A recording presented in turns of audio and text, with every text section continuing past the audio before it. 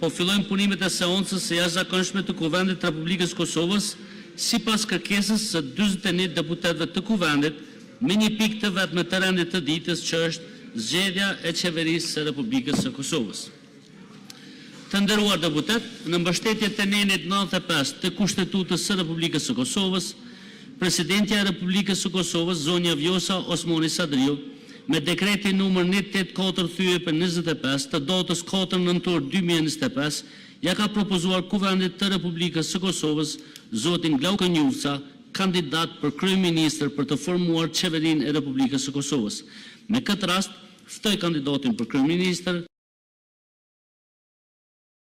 kabinetit qeveritor, si dhe ekspozën e tij për mandatin e ardhshëm qeverisës. Fjola për ju.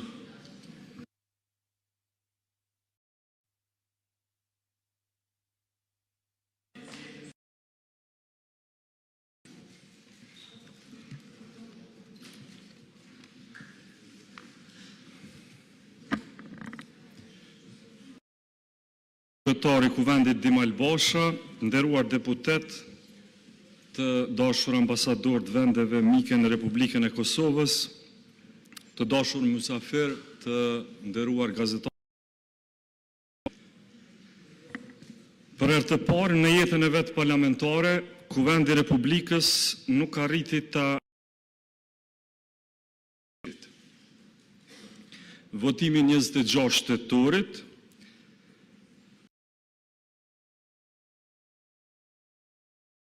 e cila ishte rezultati pamundësisë për ta zgjedhur kryetarin e Kuvendit.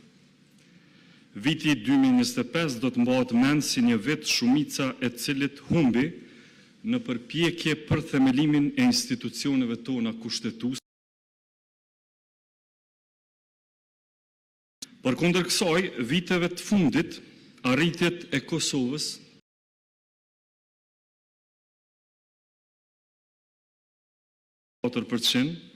dhe disiplina fiskale po shkon duke u konsoliduar.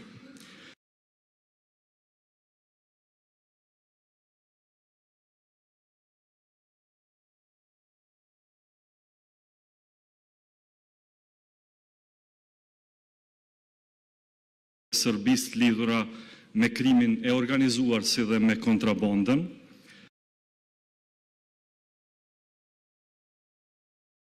për sektor vital të shtetit tonë. Në planin ndërkombëtar, lëvizja pa viza në zonën Schengen të qytetarëve tonë, kurse erdhën po ashtu edhe 3 njohje ndërkombëtare shumë të rëndësishme për Republikën e Kosovës. Këto janë bërë fal punës së mirë të qeverisë Kurti.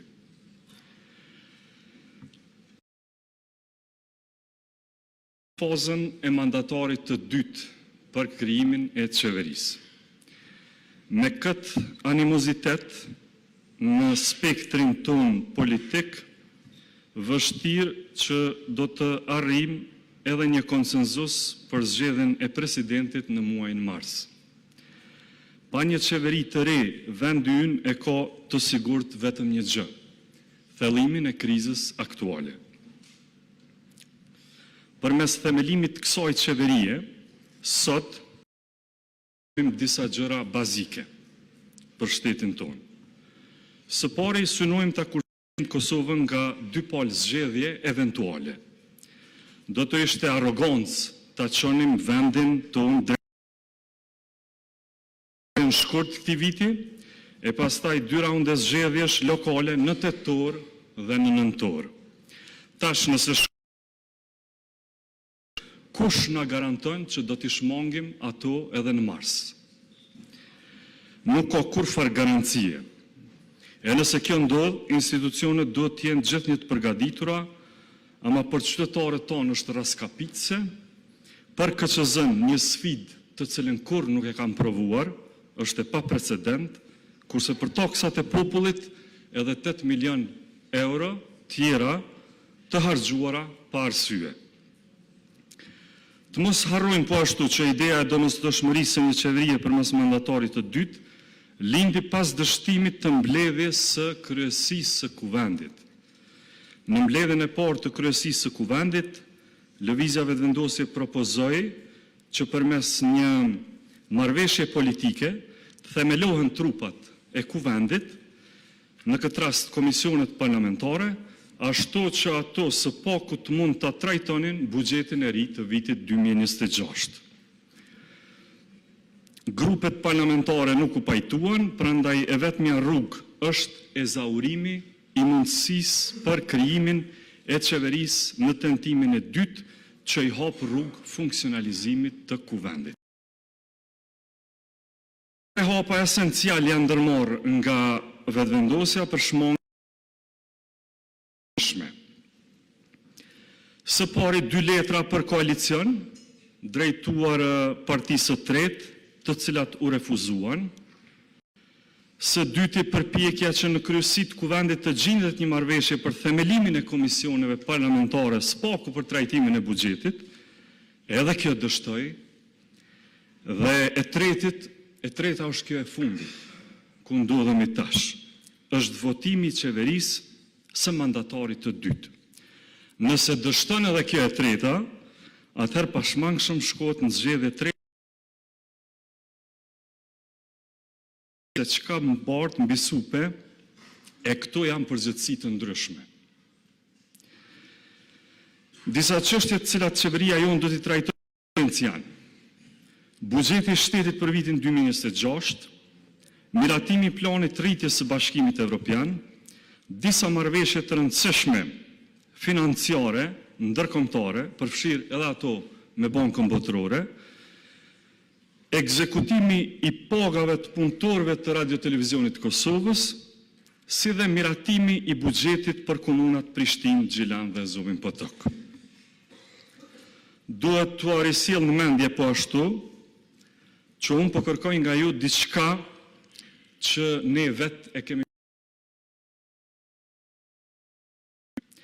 Të gjithëve na kujtohet se si vetëvendosja e pa të votuar buxhetin e qeverisë Hoti me 29 dhjetor të vitit 2020.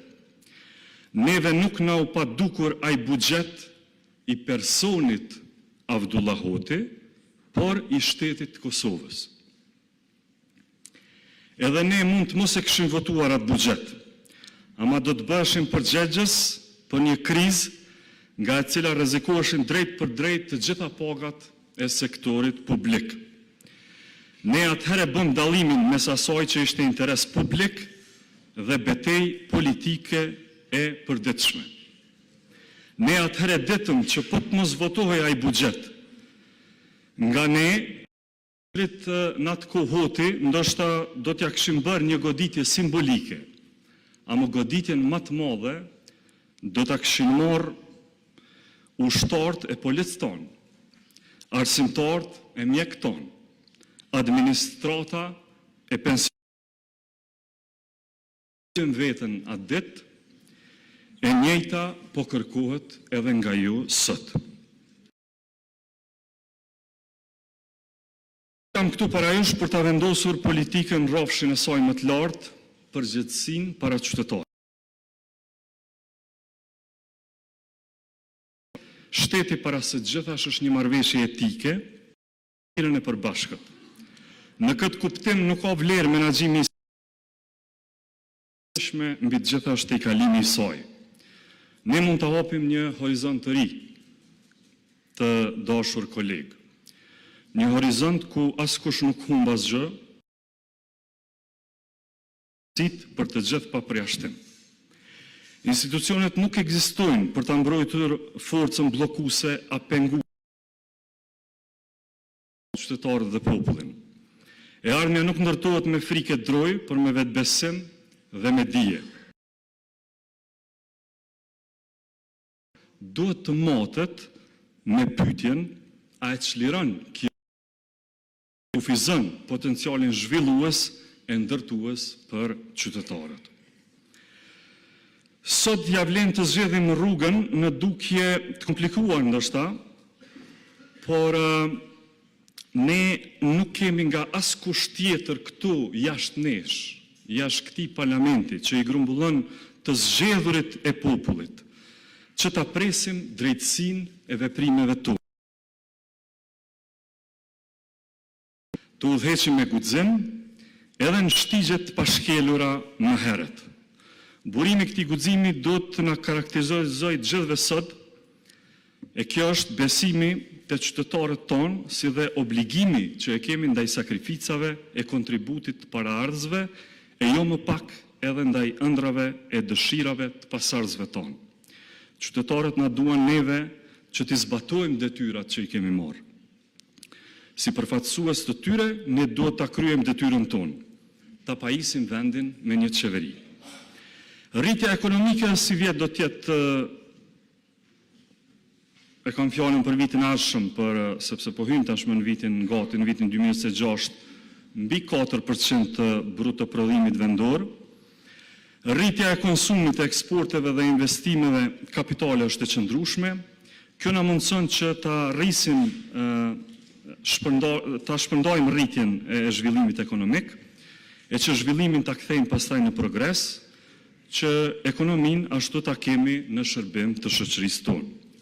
Viti i ardhshëm do të jetë në një renon vit investimeve kapitale me mbi 1 miliard euro, i mbështetjes të prodhimit në sektorin privat me financim deri në 1 miliard euro, edhe kjo, i fillimit urgjent të hekurudhës Prishtinë-Durrës dhe i 5 digave për akumulimin e ujit e i projekteve treja energjetike me burimet që i kemi.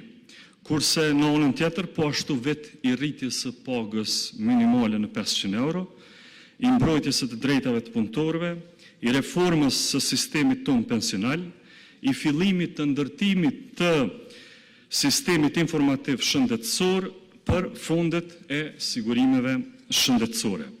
Me llogaridhënie të rregullt e transparent të proceseve, me sundim të ligjit e të rendit publik, do t'jemi në nivel të përgjithësisë shtetërore me funksionet që bartim dhe detyrat që i kemi para nesh.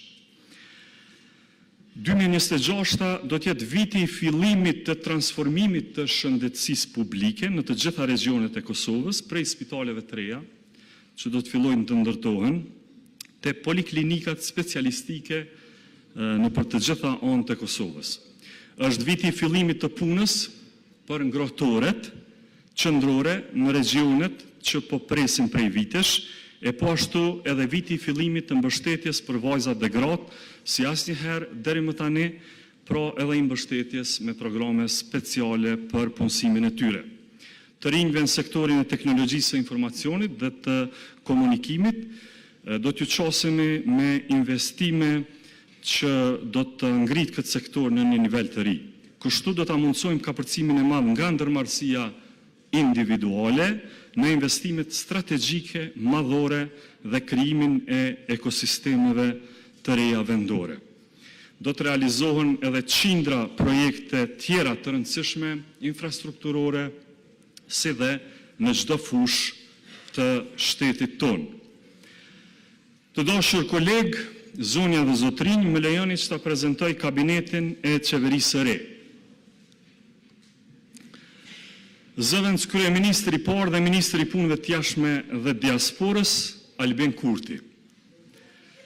Zëvendës kryeministre e dytë dhe ministre e drejtësisë, Donika Gërvalla. Zëvendës kryeministri i tretë për çështjet pakicave dhe bashkëpunim, Fikrim Damka. Ministri i financave dhe ekonomisë, Hekuran Morati. Ministër për familje dhe mirëqenie sociale, Andin Hoti. Ministër i mbrojtjes, Ejup Maqedonci. Ministër i punëve të brendshme, Xhelal Sfeqla. Ministër i administratës publike dhe digitalizimit, Lulzëm Jakxhiu. Ministër i shëndetësisë, Arben Vitia. Ministër i arsimit dhe shkencës, Avni Zogjani. Ministër i kulturës dhe turizmit, Fatmir Spahiu.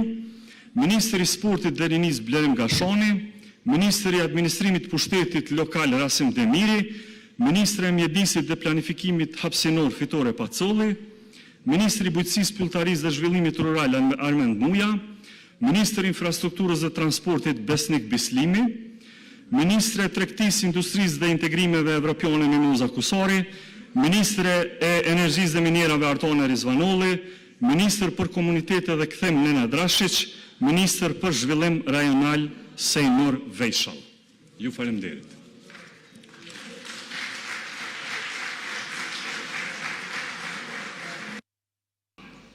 Plus deputetët që me ngritje dore të deklarohen kush është për.